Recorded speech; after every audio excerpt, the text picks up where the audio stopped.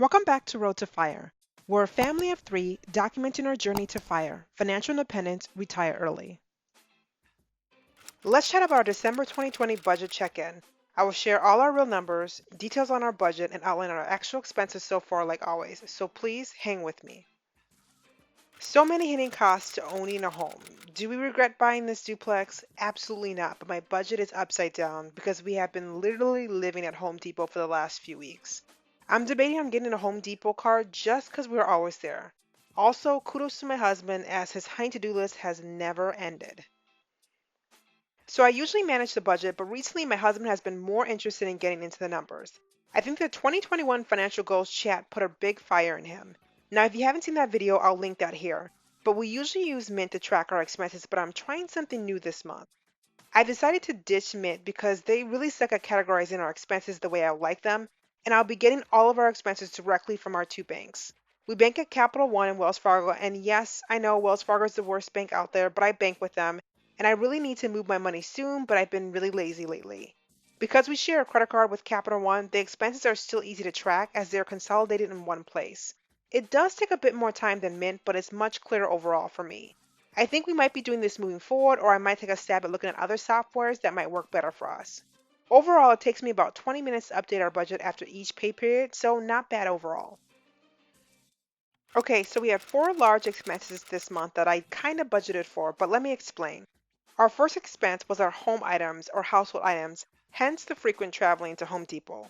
We originally was going to use our home or real estate seeking funds for these expenses, but I decided to keep all of our seeking funds fully funded as we entered into 2021.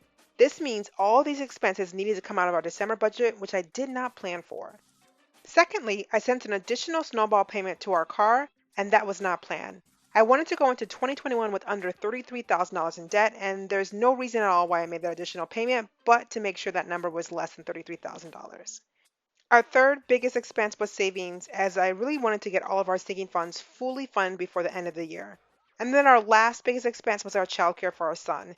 He started back up again 3 days a week, which might change or probably would change based on our current climate, but we planned for this expense. So overall, our December saving rate will probably go down as we shift dollars to cover these expenses. Okay, let's talk about how we budget. We budget using the zero-based budget method, which has really worked well for us. Essentially, all of our income has a line item in our budget. They're either tied to an expense or our savings, and savings will include our sinking funds and investments. It makes sure all of our income is accounted for. We have never really hit our budget perfectly, and I always leave a buffer based on that given month just to cover unexpected expenses, which really came in handy in December. It makes things much easier for us. Now I track our budget after every pay period, which is about every 2 weeks. Now let's get into our current monthly income statement for December.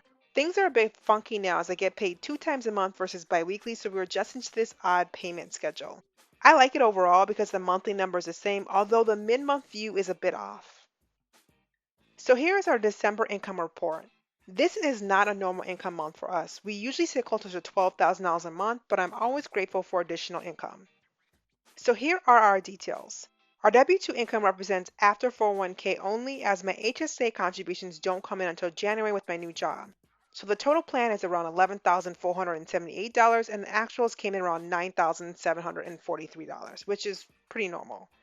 My husband will get his work bonus this month and we're not entirely sure how much he will get or when, so as of right now it has not come in. So for passive income, we expect around $1,300. We do own a duplex via house hacking. So far, we got $84 back via cashback, and we expect the rec check to come in about the 31st of the month. And for other, we were expecting our security deposit to come back from the apartment we just left. The plan number was around 1,750. Our landlord found about $100 worth of issues. I was really not going to argue with her, so she gave us back 1,650 down 100. But she let us break our lease earlier, and we kind of left her in a pickle, so it kind of balances out overall. So month to date, we brought in about $11,477, which is a solid month for us overall. But I'm not sure how the month will close as my husband's bonus is still up in the air. When I look at our variance, we're pretty much on track for everything overall. The one thing I would note is that our W-2 is a little lopsided because of my new pay schedule. Now let's look over our actual expenses for December. Let's just say I got carried away with updates in home decor in December. I basically have banned myself from going to Home Depot or browsing Amazon for the next month or so. Our expenses are through the 14th, so it's not an even split of December. So here's our December expense report. I always highlight our top 5 categories this month, and it's savings, childcare, car payment, tithing, and household. These 5 categories represent always about 80 to 90% of our total expenses, and this is a very traditional view for us, so I don't see this changing anytime soon. Again, savings isn't an expense, but the way we track it in the zero-based budget method, it makes it an expense because it helps us track it month over month. And it's worked really well for us to make sure we hit all of our savings goals. Our total expenses are just under $15,500. I left about a $200 buffer, which really came in handy because we are over budget in a few areas. And this is why I always leave some sort of buffer month to month. So here are our expenses details so far. Savings is our top line item, and we planned for $11,335, and we sent over about $6,300 as planned. Next, we have child expenses. My son goes to school for 3 days a week so far, which probably will change in the next couple of weeks. But we paid $891, and this includes activities and some Christmas gifts for him as well. So for car payment, we had planned to send $700 to pay off our Tesla, but we actually sent $1,100 because I wanted to get below $33,000 in 2020. I hope to get this cut in half by the end of 2021, but we'll see how this ladders up with all of our other goals. Next is tithing at $500. We are Christians and believe in tithing 10% of our income to churches and charities. I give a fixed $500 to my church, and then I donate to charities throughout the year. But so far, we've given $250. Starting next month, though, I'll be putting the full 10% into my budget so I don't have to do this top up or catch up throughout the year. So for household items, we had budgeted or planned $300, but we actually spent closer to $1,300, and that has been between Amazon and Home Depot. Our duplex was move-in ready but needed some TLC, and we started those projects right away. Instead of taking from our sinking funds like I had planned, I used our current budget money here, and you will see a strong variance or overage on this household items. So for groceries, it stays around $300 a month as we allocate $100 per person, and so far we spent about $198. We have a ton of food right now, so I'm pretty certain we'll be under budget by the end of the month. So for travel, we plan about $275, and that's including my husband's traveling for work. They reimburse him later, so we'll probably get that check in the next month.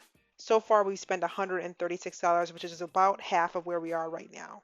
For utilities, we expected $230, which includes electricity, gas, internet, trash, sewer, and water.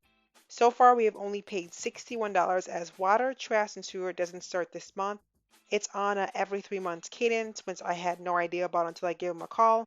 And our electricity and gas company is under the same grouping, and that hasn't been billed so far.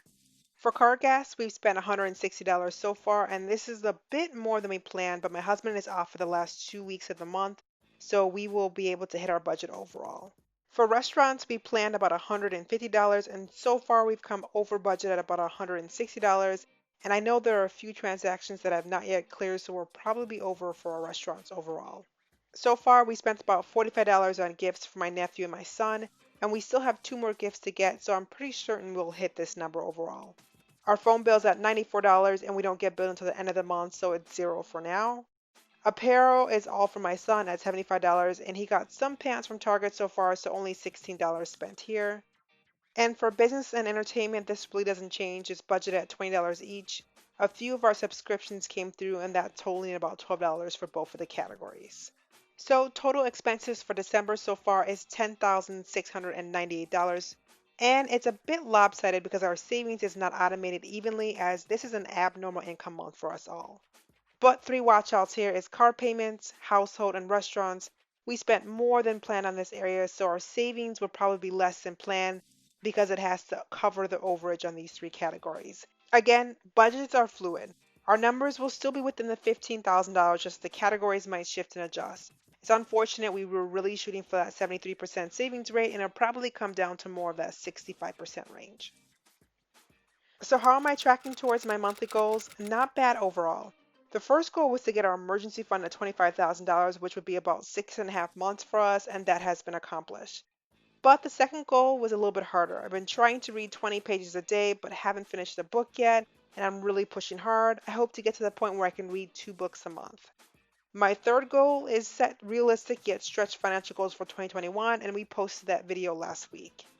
And the last goal is to donate $1,000. This is where I donate outside of the church specifically, and right now we are about halfway there. So a little bit to go on that goal as well. To be honest, December goals are lighter and they were kind of our resting time until January where things really ramp up for us again financially. But mentally, I'm already in 2021.